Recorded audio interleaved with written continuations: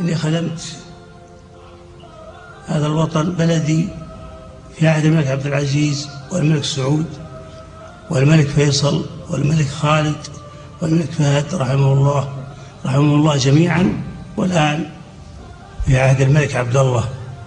ربنا يعطيه القوة والسداد والتوفيق إن شاء الله. أقولها بكل وضوح وصراحة: نحن مستهدفون في عقيدتنا،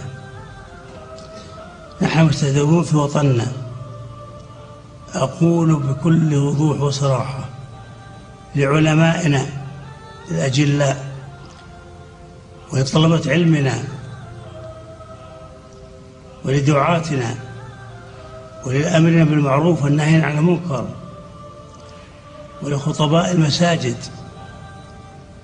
دافعوا عن دينكم وبكل شيء، دافعوا عن وطنكم، دافعوا عن أبنائكم، دافعوا عن الأجيال القادمة.